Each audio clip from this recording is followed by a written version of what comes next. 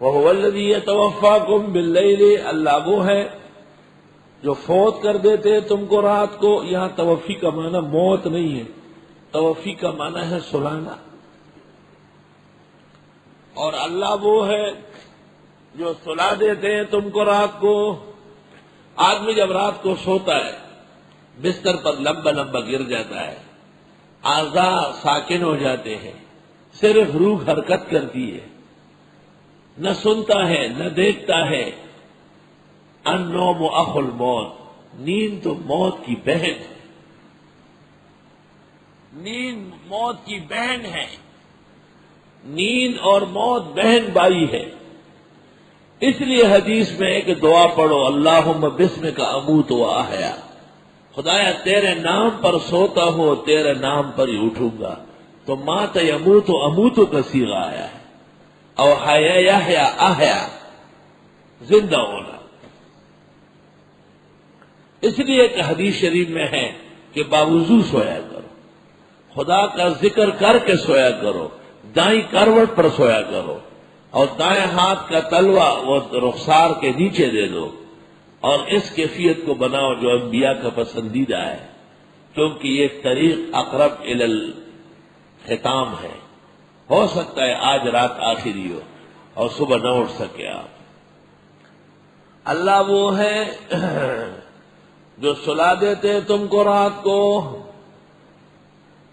توفی کا معنی بالکل واضح ہے کہ اس جگہ موت ہرگز نہیں ہے. ہاں موت اس کا ایک حاصل ہے.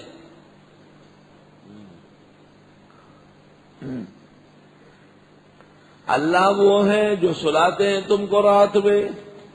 خدا تعالیٰ کے احسانات میں سے ہے کہ آدمی کو نیند آ جائے. موت کا ایک دن معین ہے اور نیند کیوں رات بھر نہیں آتی. رات گزرے اور نیند نہ آئے تو بیماری کا حملہ شدید ہو جاتا ہے. ماں بال عینک لا تنام کانما، ماں بال عینک لا تنام کانما. وہ تیری آنکھ کو کیا ہو گیا، ایسی جاگ رہی ہے. کحلت ماقیہا بسم الاسمدی، ایسا لگتا ہے کہ اسمد سرمے کے بجائے آپ نے زہر کی سلائی ڈالی.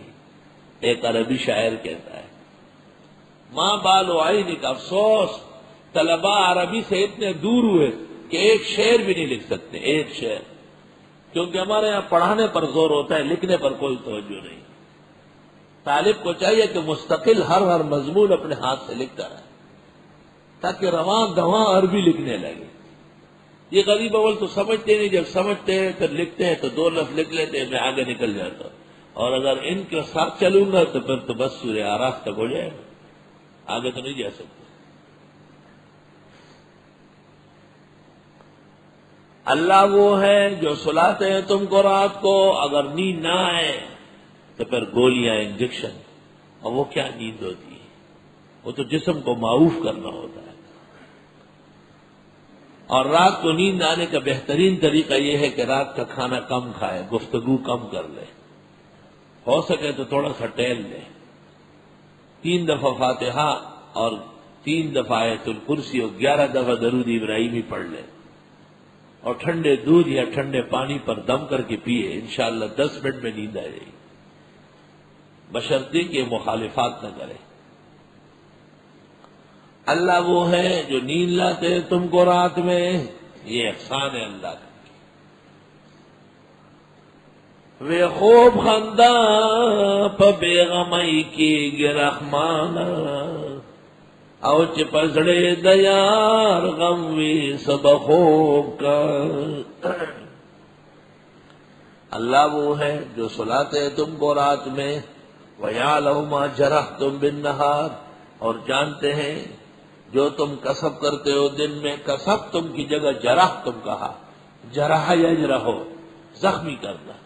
یعنی آدمی جب صبح کام کے لیے نکلتا ہے تو بس باغا جوڑی پہ ہوتا ہے.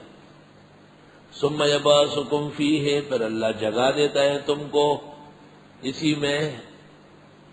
یعنی اللہ تعالیٰ نے ایک نہ ایک دن تمہیں پھر اٹھانا ہے. لیقضی اجل مسمی، تاکہ پورا ہو جائے وقت مقررہ. سونے کے بعد پھر تمہیں جگا دیتا ہے تاکہ جو زندگی دی ہے وہ پوری ہو جائے. ثم الیہ مرجعکم، پھر اس کی طرف واپس ہوں گے، ثم ینبئکم بما کنتم تعملون، پھر خبر دے گا تم کو وہ جو عمل کر رہے تھے۔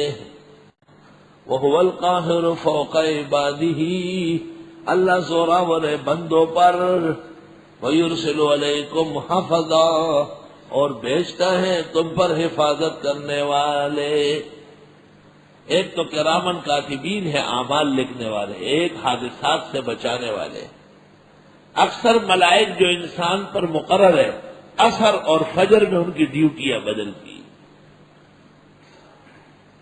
دن والے فجر میں آ جاتے ہیں اور رات والے فجر پڑھ کے چلے جاتے ہیں۔ تو قاعدہ یہ ہے کہ ایک استاذ کلاس میں موجود اور دوسرا ہے، یہ نہیں کہ اپنی مرضی سے آتے جاتے ہیں، اور ایک چوکیدار گیٹ پر، دوسرا آئے تو پہلے والا جائے۔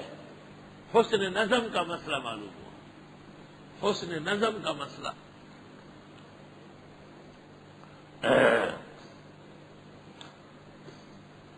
اور زوراور ہے وہ اپنے بندوں پر، اور بھیجتا ہے تم پر اپنے حفاظتی۔ حتی اذا جاء احدکم الموت، یہاں تک کہ جب آنے لگتی ہے تم میں سے کسی کو موت، توفتہ رسلنا، اور اس کو روح قبض کرتے ہمارے فرشتے، وہم لا یفرطون، اور وہ کمی بالکل نہیں کرتے۔ اللہ تعالیٰ کی طرف سے جس کا فیصلہ ہو جاتا ہے، 3 مہینے پہلے ایک فرشتہ آتا ہے، نشان لگاتا ہے، 1 سال پہلے اس کی زندگی کا تار کٹ جاتا ہے، بعض کہتے ہیں شب برات میں ہو جاتا ہے۔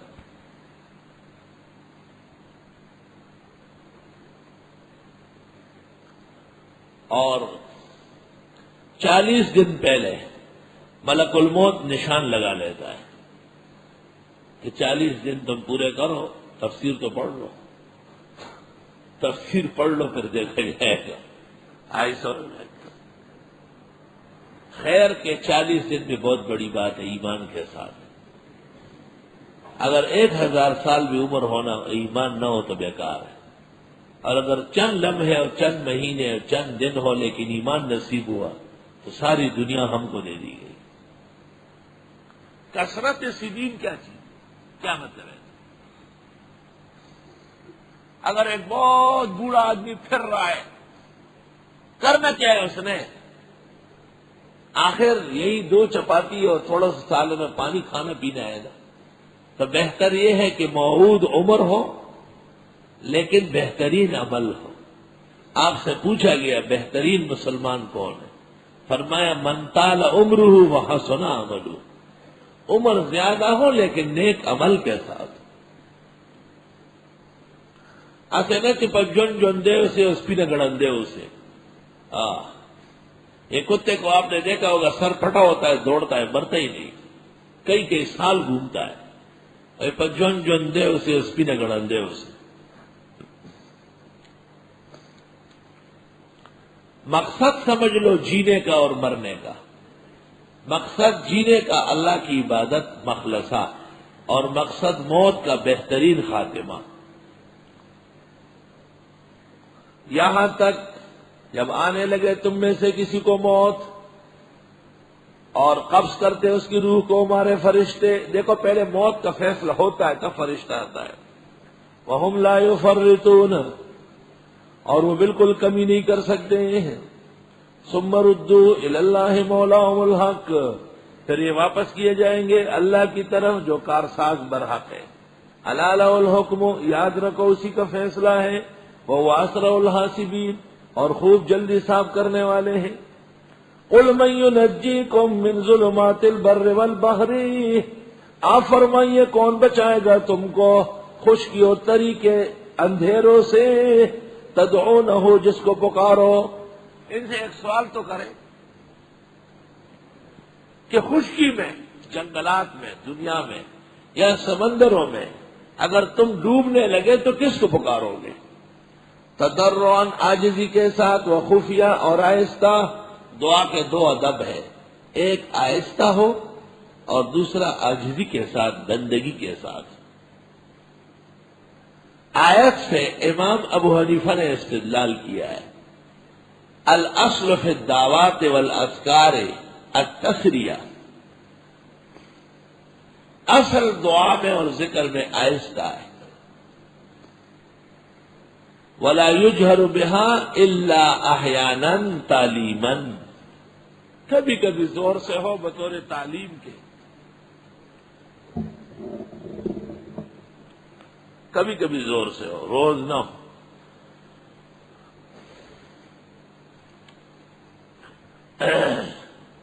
اور دعا میں عاجزی ہو، دعا میں بندگی ہو، اور دعا میں احتیاج ہو، دعا میں طلب ہو،